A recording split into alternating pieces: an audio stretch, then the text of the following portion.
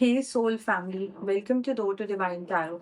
मैं हूँ सपना वर्मा, आपकी tarot reader, angel healer and love coach. कैसे हैं आप सब? आशा करती हूँ कि आप अपनी लाइफ में सेफ हैं, खुश हैं एंड आपकी लाइफ में सब कुछ शुभ शुभ चल रहा हो। अगर आप मेरे चैनल पे पहली बार आए हैं तो मैं प्रे करती हूँ कि आपको सही गाइडेंस और हीलिंग मिले।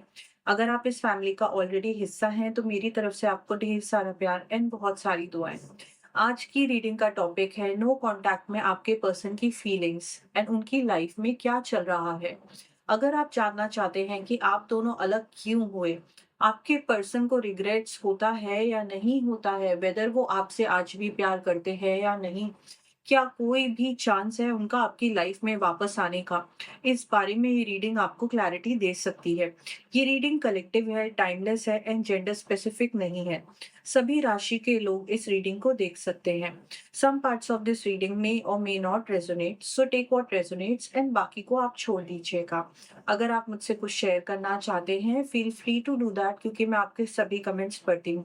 अगर आपको ये रीडिंग पसंद आए तो लाइक शेयर एंड सब्सक्राइब करना मत भूलिएगा। Now let's start with the reading. देखते हैं कि इस कॉम्प्लिकेटेड सिचुएशन में जहाँ पे आप खुद को अटका हुआ फील करते हो, आपको ऐसा लगता है कि आपको मूव ऑन हो जाना चाहिए, बट रह रह के आपको ऐसा लगता है कि शायद कोई ऐसी अनजानी डोर है जो आपको आपके पर्सन से कनेक्टेड रख रही है। एक उम्मीद आप आज भी रखते हो। तो देखते हैं कि आपके पर्सन क्या फील कर रहे हैं।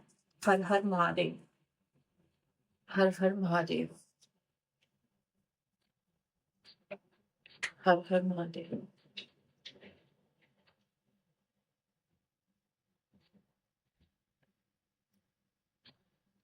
हर हर महादेव।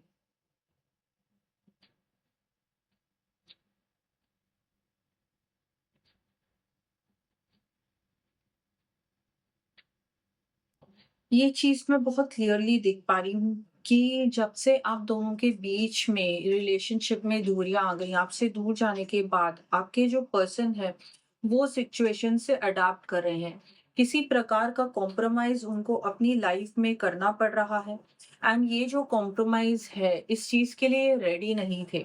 इस वजह से इनको बहुत ज्यादा ना वीकनेस महसूस होती थी कि वो आपके संग रिलेशनशिप परस्यू नहीं कर सकते। इस रिलेशनशिप में ना कुछ भी नई चीज़ निकल के नहीं आ सकती है, कमिटमेंट नहीं हो सकती है, शादी नहीं हो सकती है।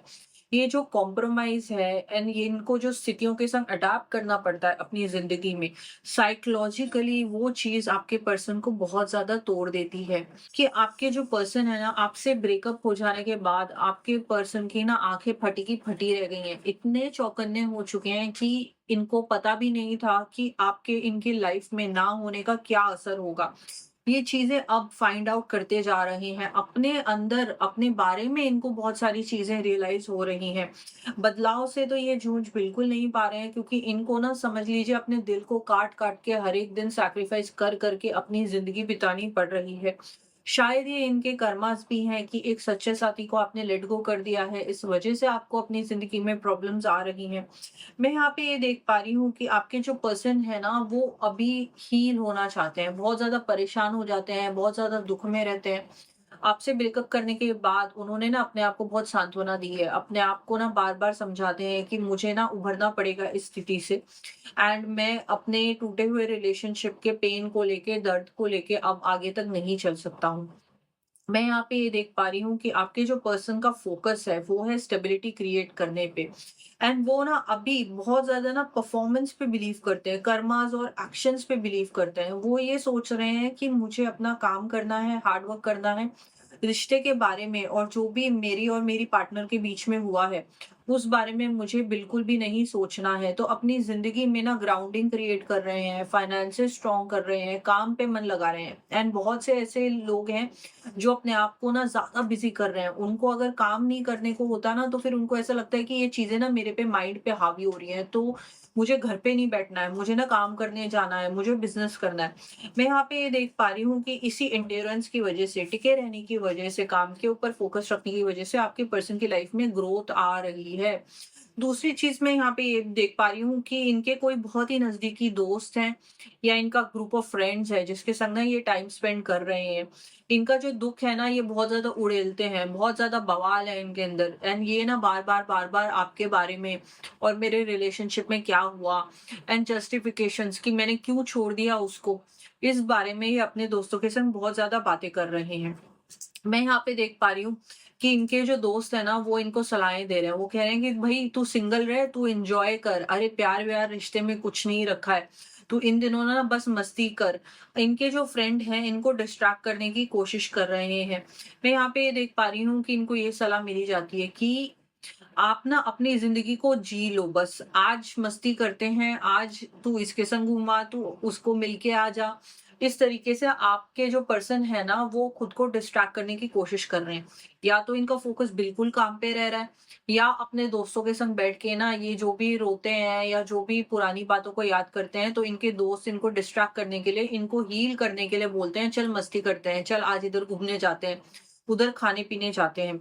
मैं यहाँ पे ये भी देख पा रही हूँ कि आपके जो पर्सन है ना, वो आज भी कहीं न कहीं आपसे बात करना चाहते हैं। कुछ उनकी बहुत सारी ना इनकम्प्लीट बातें हैं या कोई एक ऐसी जस्टिफिकेशन है जो समझाना चाहते हैं। ये आज भी चाहते हैं कि ये आपको एक्सप्लेन करे कि मैंने जो भी किया, मैंने क्यों किया। यहाँ पे बहुत ज़्यादा घोस्टिंग की एनर्जी आ रही है एंड यहाँ पे ऐसी भी सिचुएशन है for a very few selected people. कुछ ऐसे भी कपल्स हैं जहाँ पे आप दोनों के बीच में जब झगड़ा हुआ तो आपने भी इनसे बात करना बंद कर दिया। आपको लगा कि मुझे इस रिश्ते में बस दर्द मिलने वाला है, तो मैं भी नहीं झुकूंगी, मैं भी बात नहीं करूंगी। तो यहाँ पे दिख रहा है कि दोनों तरफ से मतलब आग बराबर लगी हुई है। आपके पर्सन को डेफिनेटली ये बहुत इंपॉर्टेंट है कि वो आपको बता पाए अपना point of view. Ego clashes भी यहाँ पे मुझे दिख रही है। आप दोनों को एक्चुअली में ज़रूरत है कि आपकी जो इनकम्प्लीट बातें हैं ना, उसके लिए आप क्लैरिटी क्रिएट कीजिए। भले ही इस रिश्ते में आप आगे बढ़ना चाहते हो या नहीं चाहते हो, बट ये समझ जाना कि क्या एक्चुअल मुद्दा था। क्योंकि ईगो है ना, वो हमको अपने रिलेशनशिप से एंड सही क्लैरिटी क्रिएट करने से ना, वो हमको डिस्ट्रैक्ट करता है। तो आपको अभी ईगो शेड करना है, आपके पर्सन को ईगो शेड करना है एंड एक्चुअली में बैठ के ये समझना है कि मुद्दा क्या है? क्या मेरा ईगो मुद्दा है? क्या तुम्हारा ईगो मुद्दा बन रहा है इस रिलेशनशिप में? भई तुम मेरा कितना साथ दे सकते हो इस रिलेशनशिप में? तो ऐसी कुछ बातें हैं जो मुझे दिखाई दे रहा है आप दोनों के बीच में हो सकती हैं एंड आपको करनी भी चाहिए। यहाँ पे किसी प्रकार का टेक्स्ट या कॉल या ईमेल से रीच आउट करना या कोई ऐसी चीज़ आपके फ़ोन पे आ सकती है या भेजी जा सकती है आपके पर्सन के द्वारा जो आपको ट्रिगर करेगी, जिस वज़ह से आप दोनों के बीच में कम्युनिकेशन वापस से ज़रूर होगा। मैं यहाँ पे देख पा रही हूँ कि आप दोनों के बीच में अब जब वापस रिकनेक्ट आप करोगे तो आप दोनों को बात करने का बहुत मन करेगा। आपके पर्सन आपको कहेंगे कि भई तुम मेरा पॉइंट ऑफ व्यू समझो, देखो मैं इतना बुरा इंसान नहीं हूँ। मैं तुमको बताना चाहता हूँ कि जो भी चीज़ें हुई ना वो इसलिए हुई हैं कि मुझे ऐसा बनना पड़ा क्योंकि मेरे ऊपर प्रेशर है। मुझे अपनी लाइफ में बहुत चीज़ें सैक्रिफाइस करनी पड़ती हैं। मैं हसल कर रहा हूँ, मेरे को अपने लाइफ में स्टेबिलिटी क्रिएट करनी है, फाइनेंसेस स्ट्रॉन्ग करने हैं। इस वजह से ये हम दोनों का यूनियन नहीं हो पाया। तो तुम मेरी भी बात को समझो। तो आपके पर्सन आपको डेफ़िनेटली एक सफाई ज़रूर देंगे। इससे आपको या तो क्लोज़र मिल जाएगा या आप दोनों एक यूनियन की तरफ बढ़ते हुए मुझे दिखाई दे रहे हो। अभी भी आपके बीच में ना मैं देख पा रही हूँ कि बहुत ज़्यादा इनसेन केमिस्ट्री थी। आप दोनों के बीच में ना इक्वल इंटरेस्ट है। ऐसा नहीं है कि आप उनके पीछे पड़े हुए थे, आप उनको ज़्यादा चेज़ कर रहे थे, जिसकी वज़ह से आपके पर्सन ने ग्रांटेड लेना स्टार्ट कर दिया। यहाँ पे मुझे डेफ़िनेटली दिखाई दे रहा है कि इक्वल इंटरेस्ट है, जितना आप उनसे प्यार करती हो, वो भी आपसे उतना ही प्यार करते हैं। मैं यहाँ पे ये डेफ़िनेटली देख पा रही हूँ कि आज भी उनके मन में डिज़ायर है, उन मोमेंट्स के लिए, उन पलों के लिए, जिसमें आप दोनों एक-दूसरे को अपना प्यार ज़ाहिर करते थे। तो वो चीज़ को आपके पर्सन आज भी मिस करते हैं। आने वाले समय में मैं ये देख पा रही हूँ, आपके जो पर्सन है ना, वो किसी नए पर्सन को मिलने की कोशिश कर रहे हैं। वो सोच रहे हैं कि कोई मेरी ज़िंदगी में ऐसा आ जाए जो मुझे ना मेरे इस ब्रोकन रिलेशनशिप से बाहर निकाल पाए। जो भी मेरी लाइफ़ में इमोशनल, फिज़िकल लेवल पे जो भी मुझे कमियाँ हैं वो पूरी करे। तो ये किसी नए पर्सन को ढूँढ रहे हैं। कुछ नए लोग इनको मिलेंगे बट इनकी कोई बात नहीं बनने वाली है, वहाँ पे भी ये ठोकर खाने वाले हैं। ये किसी डेट पे जाते हुए मुझे दिखाई दे रहे हैं। एंड ये जो भी डेट होगी ना आपके पर्सन को ऑनलाइन मिली होगी, एंड इसमें इनके दोस्तों का बहुत बड़ा हाथ है सेटअप करने के लिए। तो इनके जो दोस्त हैं वो इनको सेटअप कर रहे हैं, पुश कर रहे हैं कि भाई तू भूल जा उसको एंड तू किसी और को डेट कर, ताकि तेरा मन किसी और चीज़ में लगे, किसी और पर्सन के संग तू अपनी ज़िंदगी क्रिएट कर। तो इनके दोस्तों को बहुत बड़ी फीलिंग आ रही है कि हम लोग इतने बड़े हीलर्स हैं कि हम इनकी ज़िंदगी सँवार सकते हैं। अपने दोस्त यार को हम बहुत अच्छी ज़िंदगी दे सकते हैं, सलाह दे सकते हैं, बहुत अच्छे पार्टनर के संग हम सपोर्ट कर सकते हैं। ये जो पर्सन है ये इनके दोस्तों की चॉइस का पर्सन होगा, ये आपके पर्सन की चॉइस बिल्कुल भी नहीं है। तो ये जो डेट है ये बिल्कुल ही फिसड्डी डेट निकलने वाली है, इनकी बात किसी के संग जमेगी नहीं। अगर 1-2 बार इनका किसी के संग जम भी गया है और थोड़ा टाइम पास हो भी गया तो वो चीज़ ज़्यादा टिकने वाली नहीं है। चलिए देखते हैं कि आपके पर्सन और क्या सोच रहे हैं। क्या वो मूव लेंगे? कितनी जल्दी मूव ले सकते हैं?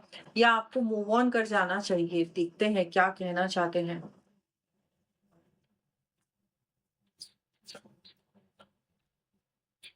हर हर महादेव।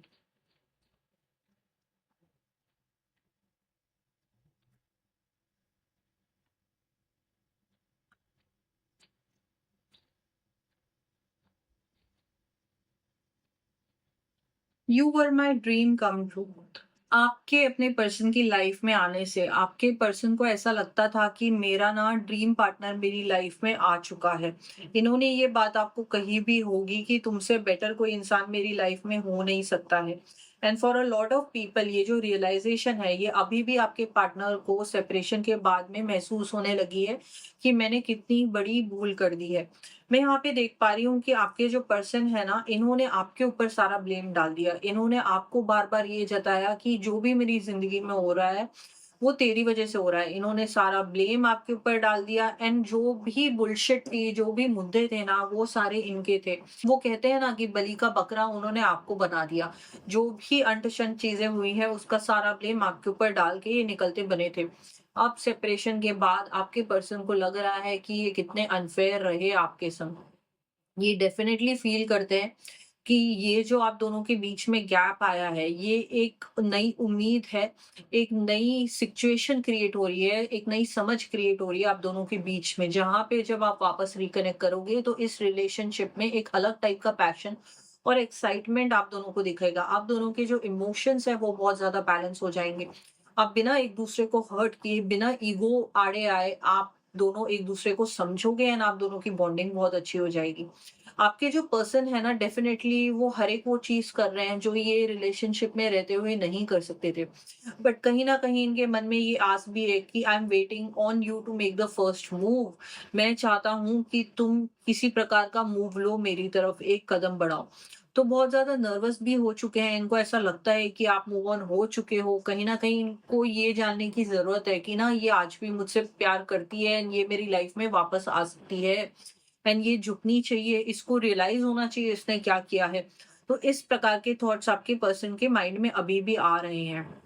आपके पर्सन को डेफ़िनेटली ये लगता है कि इन्होंने आपके संग इनजस्टिस किया है एंड जो लाइफ़ में ये भटके-भटके फिर रहे हैं, रोज़-रोज़ इनको अपनी एनर्जी वेस्ट करनी पड़ रही है, दिमाग लगाना पड़ रहा है कि आज मैं क्या करूँ जो चीज़ मुझे खुशी दे? आज मैं किससे बात कर लूँ? आज मैं किसके संग डेट पे चले जाऊँ? आज मैं अपना ध्यान किधर भटकाऊँ?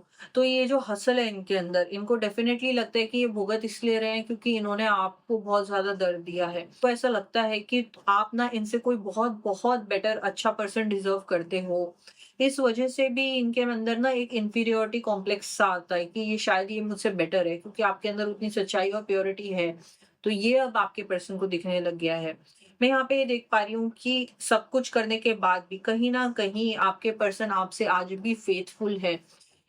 ऐसा भी होता है बहुत कॉम्प्लिकेटेड सिचुएशन पे जहाँ पे एक पर्सन किसी के संग आगे मूव ऑन कर चुका होता है, शादी कर चुका होता है एंड कुछ स्थितियाँ ऐसी होती हैं कि जहाँ पे ना वो अपने पहले प्यार को या जो भी इनका रिलेशनशिप आपके संग था वो उसको भुला ही नहीं पाया।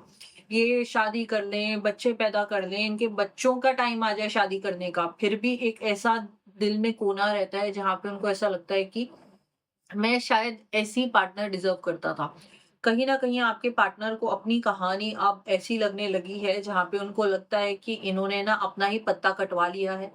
एंड इनको अब लाइफ में कॉम्प्रोमाइज़ेज़ करने पड़ रहे हैं। वैसे ही इनके लाइफ में बहुत हसल है फाइनेंशियली एंड स्टेबिलिटी को लेके, एंड अब इनको ऐसा लगने लगा है कि अब मुझे कॉम्प्रोमाइज़ करके ही जो है उतने में ही खुश रहना है। जहाँ पे मेरी एक्चुअल खुशी है उसकी तरफ तो मैं बढ़ नहीं पा रहा हूँ। शर्मिंदगी की एनर्जी है, कॉन्फिडेंस ब्रेक हो चुका है, इस वजह से भी ये आपकी तरफ कदम बढ़ाने की हिम्मत नहीं जुटा पाते हैं। I never meant to break your heart. So देखो, इन्होंने ना जानबूझ के आपका दिल नहीं तोड़ा है, एंड ये इतना बुरा पर्सन भी नहीं है कि आपको दर्द नहीं देना चाहते थे, आपका दिल तोड़ना नहीं चाहते थे। बट जिस इंसान के अंदर अगर हिम्मत ही नहीं है स्थितियों को हैंडल करने की, जो अपने लिए स्टैंड नहीं ले पा रहा है, उसके लिए आप स्टैंड नहीं ले सकते हो। आप बार-बार ये सोचते हो कि मैं ऐसा क्या कर देती जो मैं हम दोनों अलग नहीं होते, काश मैं इसको हिम्मत दे देती, काश मैं इसकी प्रॉब्लम सॉल्व कर देती, बट नहीं। आपके पर्सन के अंदर भी उतनी इच्छा होनी चाहिए इस रिलेशनशिप को स्ट्रॉन्ग रखने के लिए, जो कि नहीं थी, जिस वजह से आज वो खुद ही इतना ज़्यादा भुगत रहे हैं। मैं यहाँ पे देख पा रही हूँ कि आपके पर्सन आपको डेफिनेटली एक्सप्रेस करना चाहते हैं कि तुम मेरा सब कुछ थी, तुम मेरा सब कुछ हो। अपनी यादों में आपको संजोए हुए आज भी ये चलते हैं, एंड इनको बहुत ज़्यादा लॉस्ट फील होता है आपके बिना। ज़िंदगी में ना कोई भी चीज़ इनके लिए मीनिंग नहीं रखती। कहते हैं ना, ज़िंदगी पटरी पे तभी चल रही होती है जब हमारे पास कोई एक पर्पस होता है, हमारे पास कोई एम होता है। तो वो एम आपके संग आपके पर्सन को फील होता था। तो अब ये मतलब बिन डोर की पतंग है जो इधर-उधर उड़ रही है, एंड ये सोचते हैं कि काश मेरी लाइफ में वो पर्सन होती जिसके संग मेरा मन लगता था, जिसके संग मुझे एक्चुअल पैशन एंड मेरे को बॉन्ड फील होता था।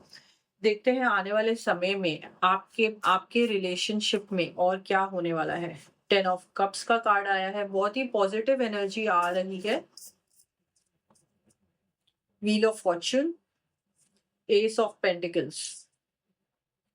But definitely bottom of the deck is page of swords. तो कहीं ना कहीं आपको थोड़ा सा केयरफुल रहने की जरूरत है। जब भी पेज का कार्ड आता है ना, तो पेज की एनर्जी बहुत इमेच्योर होती है, एंड स्वॉर्ड्स आ जाए तो समझो ये पर्सन कहीं न कहीं आपकी लाइफ में ना अपनी ज़रूरतों की वज़ह से, अपने विवशता के कारण कि मैं इसके बिना रह नहीं सकता, मुझे बहुत ज़्यादा पैशन है, मुझे ये चाहिए ही चाहिए अपनी लाइफ में। तो तुमको भी उतना सरेंडर करना चाहिए, जो कि इनसे थोड़ा-सा कठिन है होना, एंड ये आएँगे ज़रूर आपकी लाइफ में। 10 ऑफ कप्स का कार्ड आ गया है, तो ये आने वाले दिनों में एक होमकमिंग की एनर्जी है। इनको ऐसा लगेगा कि मैं अपने घर आ गया, अपने पर्सन के पास आ गया। ये ऐसे सिचुएशन आने वाले 10 महीने के अंदर आपकी क्रिएट हो सकती है। 10-10 का कार्ड आया है, यहाँ पे व्हील ऑफ फॉर्च्यून 10 नंबर का कार्ड है, 10 ऑफ कप्स 10 नंबर का कार्ड है, एस ऑफ पेंटिकल्स का कार्ड आ गया है, पॉजिटिव एनर्जी है, एक न्यू बिगिनिंग होती हुई मुझे दिखाई दे रही है, जहाँ पे आप दोनों की जो रिलेशनशिप है उसमें किसी प्रकार की ऐसी बॉन्डिंग क्रिएट होगी, जहाँ पे आपको ऐसा लगेगा कि नहीं, हमने जो होप गिव अप कर दी थी, शायद अभी भी कुछ आस है इस रिलेशनशिप में आगे बढ़ने की। मैं डेफिनिटली यहाँ पे देख पा रही हूँ कि व्हील ऑफ फॉर्च्यून का कार्ड आया है, तो सिचुएशन अभी भी आप दोनों के बीच में खत्म नहीं हुई है। ये जो साइकिल है ये चल रहा है। इस रिलेशनशिप में जो भी सिचुएशन आई है, इसको आपको क्या मोड़ देना है, ये आपके और आपके पार्टनर के हाथ में है। बिना बात करे तो कोई भी सिचुएशन क्लियर नहीं हो सकती है, क्लैरिटी नहीं हो सकती है। मैं यहाँ पे ये देख पा रही हूँ कि कुछ आने वाले समय में ऐसी अनएक्सपेक्टेड इवेंट्स हो सकती हैं जो इस रिलेशनशिप के लिए पॉजिटिव खबर लेके आ रही है। पर्सन है वो आपको किसी प्रकार की सिक्योरिटी दे सकते हैं। आपकी जो नीड थी एक डोमेस्टिसिटी की, एक सेटल्ड लाइफ की, कहीं न कहीं आप दोनों के बीच में उस चीज़ को लेके बात होगी या नेगोशिएशंस होगा, या आपके पर्सन आपको कुछ कन्विंस करना चाहेंगे। एंड ये चीज़ आने वाले 10 महीने के अंदर-अंदर होती हुई मुझे दिखाई दे रही है। सो आई जस्ट होप कि आप हील करें, अपने इमोशंस को बैलेंस रखिए, एंड प्लीज़ पॉज़िटिव रहिए, क्योंकि पॉज़िटिविटी एक ऐसी चीज़ है ना जो पहाड़ भी हिला सकती है। तो एक पर्सन तक अपनी इंटेंशंस है ना, अपने पर्सन को ये मैसेज देना कि आज भी मैं ओपन हूँ, मेरी एनर्जी ओपन है तुम्हारे संग बात करने के लिए। तो वो चीज़ आप ज़रूर अपने पर्सन को हीलिंग भेजिएगा, एंड अपनी इमोशंस को और स्ट्रॉन्ग बनाइएगा। I wish you all the best. Her Har Mahadev.